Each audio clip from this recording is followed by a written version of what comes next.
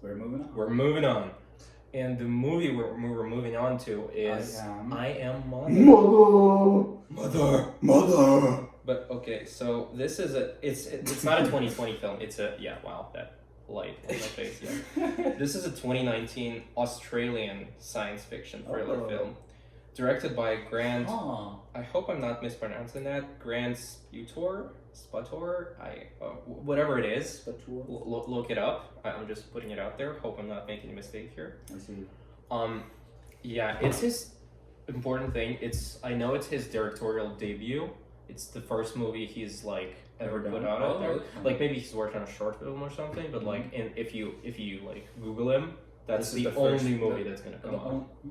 And his first like big feature film, as far as I understand. That's pretty impressive then. Yeah, and that's the thing. Like, it's pretty solid. I gave it a 4.5 on Letterboxd, and I think it's pretty good. I know it's like somewhat controversial, but what's your like overall opinion? Like, bad, okay, good, very good. Like, where are you standing?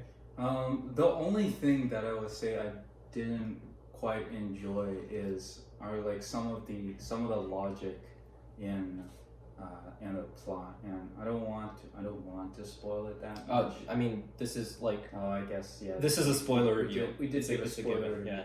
Right. So there is that. There are a lot of questions that remain unanswered. For example, like, what is actually part of the test for daughter, and what is actually not part of the test? What actually happened? The movie does give some like hints towards what happened. For example, the woman found is a clone. She was the first daughter, and then the main character, the main daughter, is the third daughter, and then there's this sudden second daughter. Is that really? Did she ever exist, or was she just part of the test or something like that?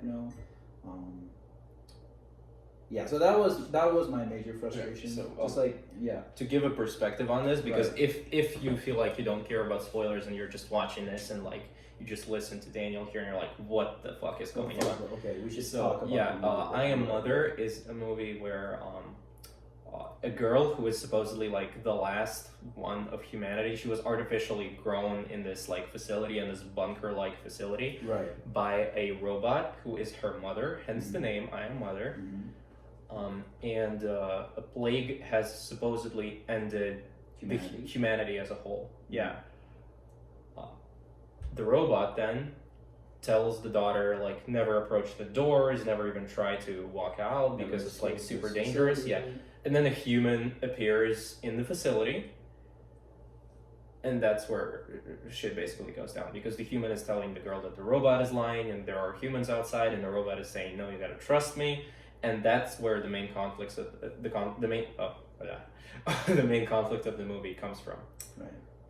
And so at the end they reveal that, once again, another spoiler alert, that the woman is most likely the first original daughter created by the robots. Right. And that it was all a plan of the robots to like mold this third daughter, the protagonist of the movie, into the ultimate like not survivor, into the ultimate like builder of a new human race, like new human like society, I guess. Right. All right. So now back to your point. Right. You were confused, right? Yeah, I was just confused upon some of the content within the film. Like, again, what is part of the test, what is not part of the test, and yeah. Other than that, I feel like the storyline is pretty solid. The technology, that's very interesting. Again, I'm a mechanical engineer. I really like robotics. That is pretty cool. Especially the surgery scene was pretty intense. And then again, I was like, okay, if there's a shard stuck in the acetabulum, she would be able to walk, right? No, because that's the thing. Okay, another fun fact about Daniel: I have actually done research on the femoral head to study on Legg-Calvé-Perthes disease.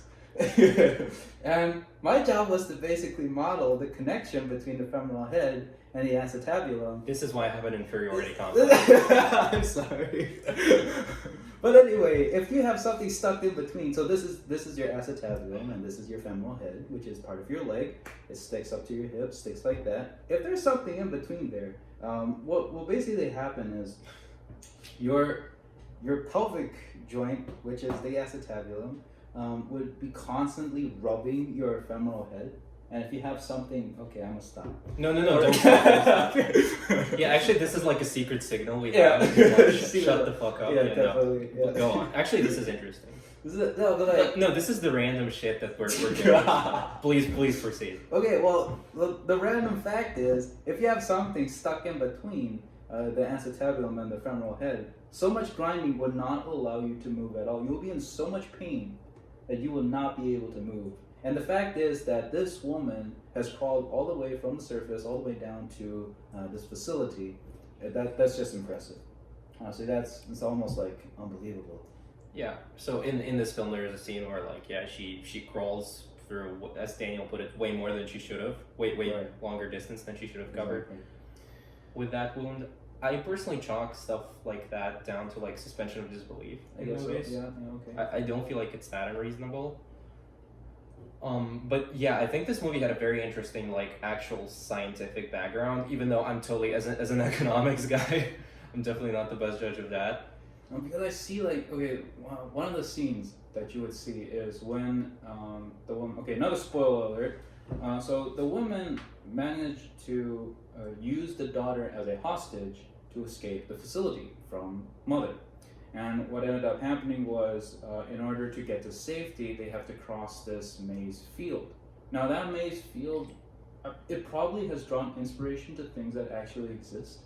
Like, when I see that maze field, I immediately think about, the maze fields in America. Mm-hmm. Like those huge maze fields across, and huge airplanes just like pollinating and like spreading fertilizers and pesticides and herbicides across. And I feel like that is there's a sense of nationalism in there, especially now that you say it's from Australia. That is what gets me the most, because like Australia is a very, very desert place. The only development on Australia is at the southeast coast, closer to New Zealand. And so the entirety of Australia is just desert. And so having this thought of like, okay, there's hope, by having this huge maze field across what was previously deserted. That to me is like, wow. That's an interesting take, yeah, I would say. Yeah. Like, I definitely haven't thought about it like that. Yeah. Like, my take on the movie pretty much begins with, it's a very interesting premise. Mm-hmm. But like, it is an interesting premise. My thing with the movie is that like, while we were watching it, I was like, unless 15 minutes in, I would say, my thoughts, unless they make the robot good and like it's the woman who was lying or something, I would not like this movie, because if it was the robot that was like one of the good guys, it would be new, it would be awesome, it would be fun. But like, if it's the other way around, it's kind of predictable, cliche. Yeah. Like, why was this movie even made then? But in the end, it's kind of a gray area, and the type of a gray area that I particularly appreciated. So both of them are right and wrong from a certain perspective. So the robot actually did care for the girl and for humanity, because the robot was a hive mind, kind of like Skynet from Terminator, aka an AI intelligence that controls all like the robots at like the Ultron, same time, basically, as they rebel. Or Ultron. Yeah. That's the worst. Well, I mean, it's good to compare. So, for example, maybe you've seen Terminator and haven't seen Avengers: Age of Ultron, or the other way around, and you don't know what the fuck we're talking about, but don't give a shit about spoilers either. Like, there we go. There we go. Spoil every movie possible. Spoil every movie possible, indeed. Yeah. And like, it was very interesting how the robot actually like destroyed humanity pretty much and rebuilt it, just because it loved humanity so much that it saw its flaws and wanted to build it anew. Like, not like some Skynet shit or Ultron shit where it's like protecting humanity is a paradox, let's just like annihilate it, all done, no questions asked. But here it's like some more thought put into it, and it's still surprising. It was for me, especially at the end where she walks up to this woman in her bunker and she's like, well, somebody definitely must have been protecting you all along. You definitely had a purpose, but not anymore. Closes the door, implying that like the robot used the woman to teach the girl the final lesson about humanity's flaws. Like, wow, that was, for me, that was awesome. That level of sophistication in robotics is phenomenal. Like, I can't, like, modern robotics can never achieve that amount of thought, you know, like. It is sci-fi. It is sci-fi, and I appreciate that. You know, some people say that sci-fi is the reason, like, people are inspired by science fiction to develop technology. Right? I can see that. Yeah, it makes sense. And it's true. Like, cell phones were designed through the cell phones in Star Trek. I feel like that is the most powerful example I can think of movies, sci-fi movies, inspiring people to develop technology. You know, but this is kind of scary. You know, it's like if you need to build something new, you need to destroy the old. Well, like this definitely ideology. I hope computers don't carry like that on. Like, I know, but like now to think about it, it's like what kind of message is this movie trying to get at? You know, that's like another thing where I was coming from, because I was trying to figure out like what the author's stance on this whole thing was. Mm-hmm. In the beginning, I was thinking that maybe the author just really wants to make a generic movie where the robots are the bad guys and humanity's good, like 80s style. But no, that's not what they went for. Then I was like, maybe this author is coming from like a very like left-wing sort of perspective, where it's like society is selfish, greedy, it has a lot of flaws, it needs to be like destroyed and built in new principles. Like, I mean, it's you can see where this is like coming from in terms of like a leftist perspective. The idea of like total annihilation and then society built in you. Yeah. But I don't think it was that either. I think it's something more subtle, and it's not like a comment where that's what the author believes should happen. Mm-hmm. I think it's more of a warning to humanity, like think about like what you are and your problems and everything, because like don't let yourselves get to this point. It's definitely also an exploration of humanity with the character of Mother, because the movie definitely has a lot of inspirations from 2001 Space Odyssey from Stanley Kubrick, which I personally am not a fan of. I mean, I mean, Space I think Babies is like, come on, that's amazing. No, at the end, spoiler. Spoiler. I'm not gonna talk about what happens in Space Odyssey too much, but like, it's a little too slow for me, and it's hard for me to watch. But I appreciate 15-minute intermission. I appreciate what it stands for, and like definitely it influenced pop culture and just like cinema culture a lot. What it's done. Yes. So this movie carried a lot from Space Odyssey, like down to the imagery with like the robot having one eye in like the center of the face, and like there's a shot where it zooms in at the circular eye and like it's glowing, literally like ripped from Space Odyssey. And the whole idea of like, can a computer get more human than humans, which I feel like is a conflict they try to build with the robot and the woman. Definitely carries from Space Odyssey in that regard. Definitely carries from a lot of stuff too. Like you could say soft inspiration, the Terminator, with the whole idea of the machines rising up and creating an apocalypse. Right. Like, yeah, nothing else really comes to my mind as of now, like except for those two. But primarily it's Space Odyssey, which is amazing. Like once again, as somebody who doesn't really like the movie that much, I still appreciate when it's culturally used well in other media. Nice.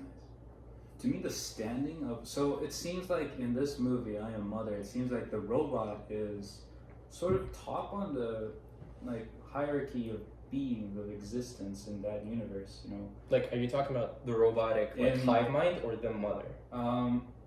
Well, both, right? Because the mother is the hive mind. The hive mind. Okay. The mother is the hive mind. That sort of reminds me of the pilot robot in WALL-E.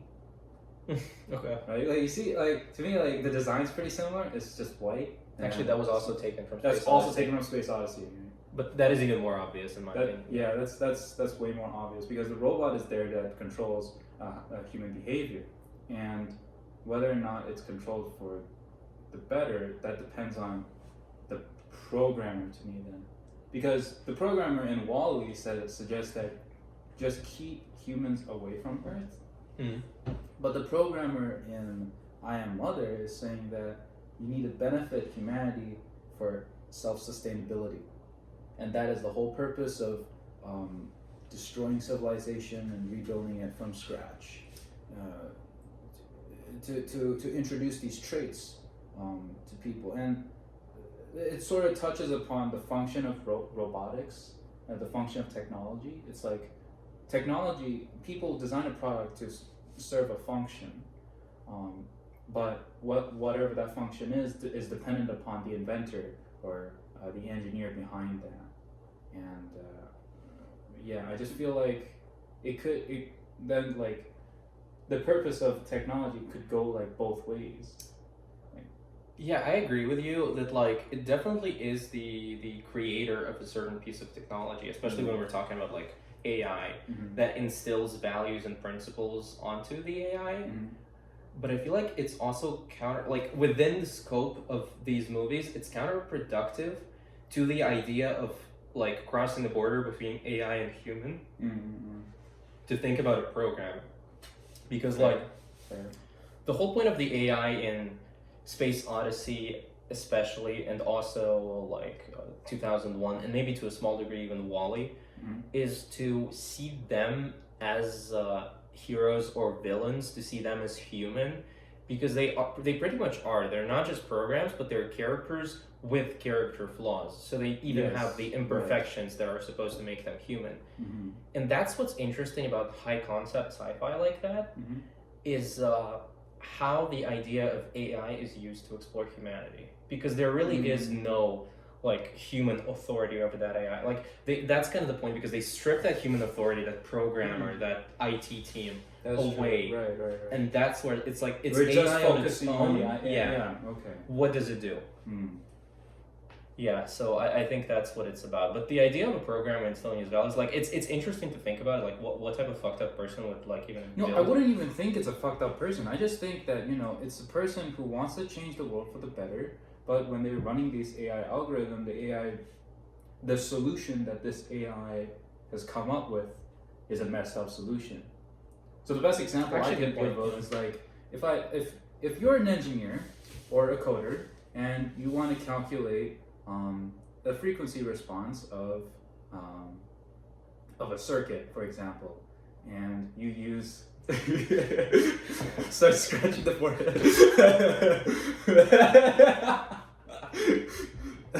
If you take X215 and you're forced to use MATLAB to solve your problems. Or you could use Mathematica, whatever. Yeah, our 60% Russian audience is very interested in X. No, actually, they are. They are? Okay, great. Are. Well, maybe you understand what I'm talking about then. When you run an equation through this program, the answer you get is kind of messed up. You have to do your own tinkering to make sense of these, the answers that it's outputted. Right, but in this movie, what they did was the robot basically took the output itself and dealt with it itself. Right? Actually, that's an interesting point. So I've only taken basic programming, so I can understand some of it, not as much as you.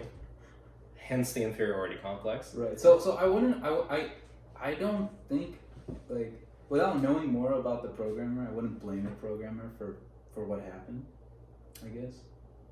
I mean, I agree with that. Like, it's hard to think about, especially in a movie that doesn't want you to think about it. Exactly. You wouldn't have enough information to come to that conclusion. But I see your point. I definitely see your point. Alrighty then. Do you have something else to say about I Am Mother? No, not really. I feel like I Am Mother is a great movie, and if you do have the time, do watch it. Purchase Netflix. Unsponsored content. Purchase Netflix. Watch I Am Mother. It's amazing. I mean, quarantine time. Like, what else are you gonna do with it? Yeah. You could play games, you could watch movies, you could read books, but what you should do is watch Iron Mother.